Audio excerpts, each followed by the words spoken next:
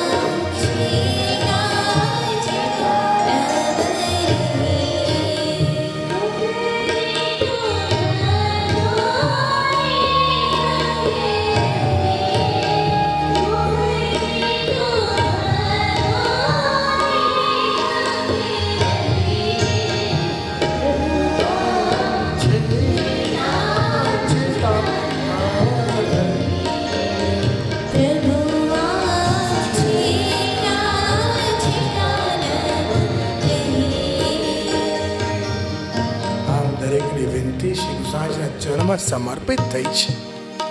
યવનનો ઉપદ્રવ હોય અને ગોકુલથી શ્રી ગોકુલની ભૂમિ બોલાવતી હોય. ભૂમિ તાપાત્મક છે. વ્રજમાં બિરાજતા શ્રી ગિરિરાજ પ્રભુ શ્રી ગોવર્ધનનાથ બોલાવતા હોય ગુસાઈજી પધારો, ગોકુલેશ પધારો, તુમ બિન હમ અધૂરે હૈ. એમ પ્રભુનો બોલાવ આવ્યો હોય અને ત્યાં જ બધા રથમાં બિરાજ્યા છે.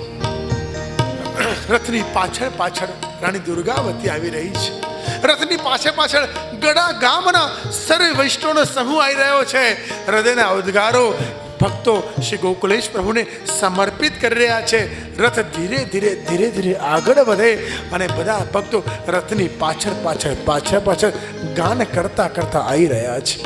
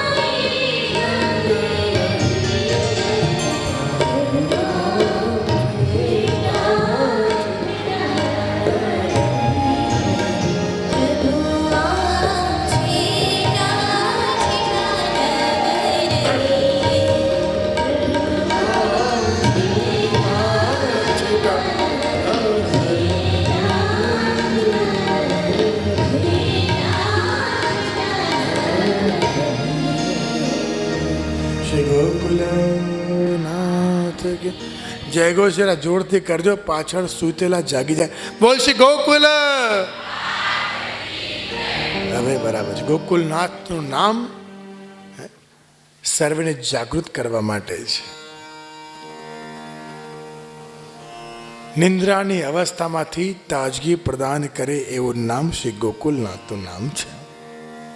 રથ આગળ વધ્યો ને જંગલનો માર્ગ આવ્યો.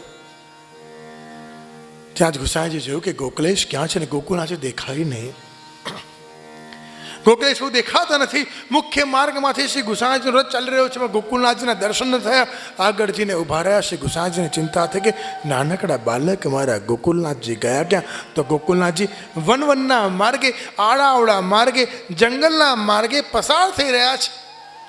અને પસાર થતા થતા થતા થતા મુખ્ય માર્ગ ઉપર આવ્યા. શ્રી ગુસાઈજીએ પૂછ્યું, વલ્લભજી કહાં ચલે ગયે થે? ગોકુળનાથજી કહે, કાકાજી આપ પ્રગટ્યા છો ને સીધા સાદા ભોળા ભક્તોને શરણે લેવા માટે. કે હા, એ વાત સાચી છે. અને હું પ્રગટ્યો છું ને આડા અવળા વાંકા ચૂકા ઉલટા સીધા દરેક પ્રકારની ઊંધી સીધી લીલાઓ કરનાર એવા ભક્તોને સીધા કરવા માટે. એટલે વાંકા ચૂકે માર્ગે જવું તો વાંકા ચૂકાને સીધા કરી શકું, એટલે જંગલના માર્ગે ગયો હતો. મને લાગે છે ગોધરા માટે કીધું લાગે છે. પણ વાંકા ચૂકા ને પણ તીરછા ટેડા ને પણ અવડી સીધી અવડી લીલા કરનાર ને પણ શ્રી ગોકુળનાથજી દ્રષ્ટિથી સીધા કરી દે છે. રથ આગળ ચાલ્યો. ચાલતા ચાલતા ચાલતા ચાલતા કહેવાય છે શ્રી કલ્યાણ ફરી પૂછે શ્રી ગોકુળનાથજીને કે પ્રભુ આ સંસારમાં આવીને આપને શરણે આવ્યા, પણ જગતમાં આટલો સત્સંગ છે, આટલી બધી સેવા છે પ્રભુ, છતાં પણ જીવના સ્વભાવમાં ફેરફાર કેમ થતો નથી? કલ્લોલજીમાં શ્રી કલ્યાણ ભટ્ટ બોલશે ગોકુલનાથ કી જય. પ્રભુ આટલી સત્સંગ કરી, આટલી સેવા કરી, આપે જે આજ્ઞા કરો છે બધું જ કરીએ છીએ, તો છતાં પણ પ્રભુ હજી પણ જીવના સ્વભાવમાં કોઈ જ પરિવર્તન નથી. ત્યારે શ્રી ગોકલેશ કહે કે દેખો, जब तक लीला के द्वार की घंटी नहीं बजाओगे तब तक जीव को स्वभाव के परिवर्तन नहीं होगा. लीला के द्वार पे घंटी बजेगी ना, तभी तो मन में घंटी बजेगी, तभी तो स्वभाव को परिवर्तन होगा. श्री कल्याण भट्ट के प्रभु जरा सुंदर इसको समझाओ. तेरे गोकुलनाथ जी कहे कि देखो, जाके जीवन में नित्य सत्संग है, जाके जीवन में नित्य धुन है, नित्य गान है, नित्य पद को गान करनो है, वाको जीवन हमेशा सत्संग रहेगो. वो सत्संगी जीवन को स्वभाव परिवर्तन हो जाए, परिवर्तन થઈ જશે. આગળ ગોકુલેશ કહે કે સત્સંગનો મતલબ શું? કે પ્રિયા ને પ્રીતમ એકબીજાને મનાવી રહ્યા છે. प्रिया प्रीतम दोनों लीला में एक दिन एक दूसरे को मना रहे थे. ठाकुर जी कहे स्वामी जी मैं कहूं वो श्रृंगार धरो, स्वामी जी कहे ठाकुर मैं कहूं वो पाग धरो. एक दूसरे के श्रृंगार धारण करने के लिए प्रिया प्रीतम एक दूसरे से नोक झोंक करके एक दूसरे को मना रहे थे. और वही समय जब भगवती सत्संग करे, कोई पण वैष्णव ए समय सत्संग करे, सत्संग એટલે શું કે જ્યાં પ્રિયા પ્રીતમ એકબીજાને મનાવતા હોય, એ મનાવતા જે કક્ષમાં મનાવી રહ્યા છે, એ કક્ષ એ રૂમનો દરવાજો બંધ છે અને બહાર સાંકળ છે. ભૂતલ પરથી લીલામાં જવાની સાંકળ એ પ્રિયા પ્રીતમના દ્વારની બહાર લટકી છે. અને આપણે સત્સંગ શરૂ કર્યો, એ નિકુંજના દ્વારની સાંકળ આપણા હાથમાં આવી, અને જેમ સત્સંગ ચાલુ થયો એમ દરવાજાની સાંકળ ખખડતી ગઈ, ખખડતી ગઈ, ખખડતી ગઈ. અને પ્રિયા પ્રીતમ એકબીજાને મનાવતા હોય, અને ક્યાંક મનાવતા મનાવતા એક ક્ષણ માટે એ સાંકળનો અવાજ સંભળાઈ જાય. અને અવાજ સંભાળતા સાથે પ્રિયા પ્રીતમને લાગે કે દેખો अपने श्रृंगार करवे, अपने श्रृंगार के दर्शन करवे ललिता जी पधारे हैं. ललिता जी એટલે શ્રી દમલાજીનું સ્વરૂપ છે. જ્યાં પણ અનન્ય પ્રીતિ વલ્લભના પ્રગટ સ્વરૂપમાં જે અનન્ય પ્રીતિ રાખે ને એને દમલાજીના વંશજ કહેવાય છે. કારણ કે શ્રી ગોકલેશ સ્વરૂપ એટલે પ્રગટ પ્રીતિનું સ્વરૂપ છે.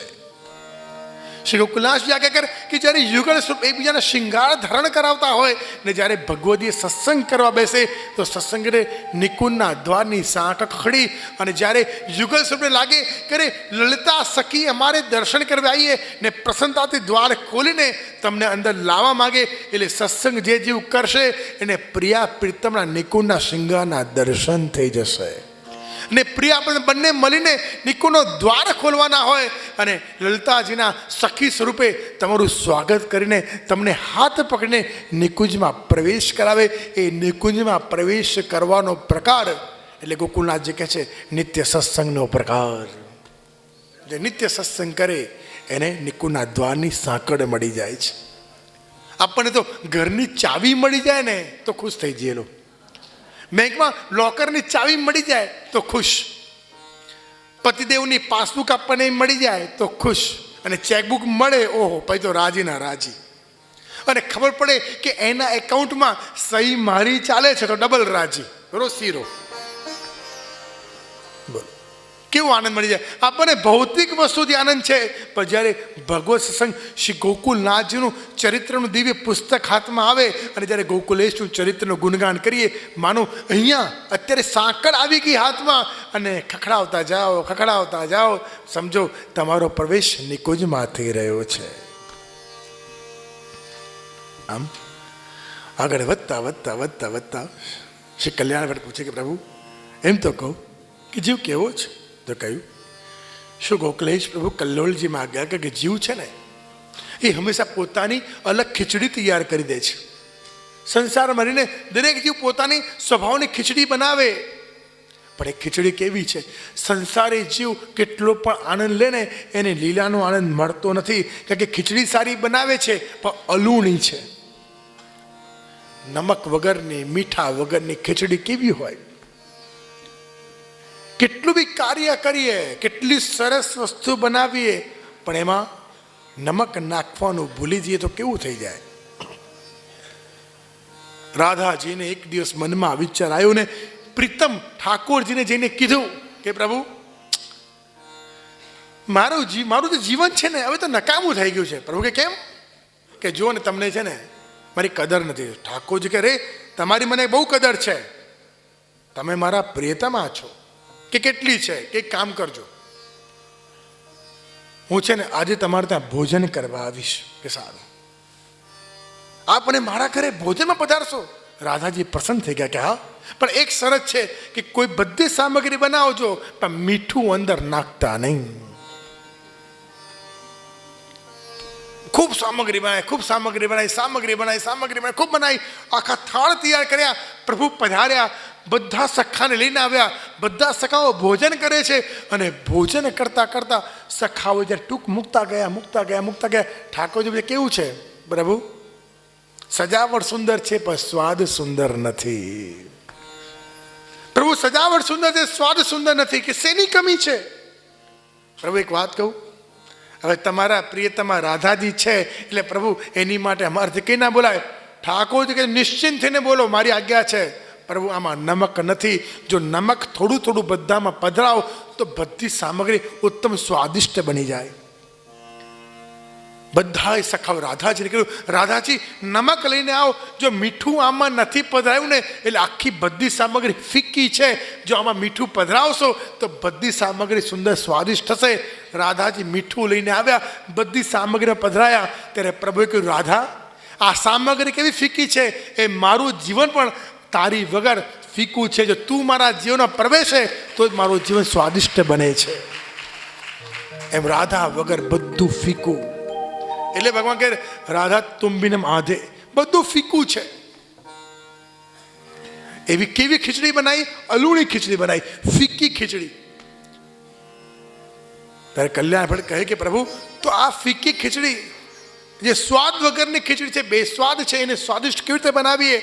ત્યારે શ્રી ગોકલેશ પ્રભુ કહે કે જો અમારા ત્યાં પણ ખીચડી બને છે બેલ વનમાં. પ્રિયા પ્રીતમના નામની ખીચડી બને એમાં ચોખા એ પ્રભુ છે, મગની દાળ તે સ્વામની છે, ઘી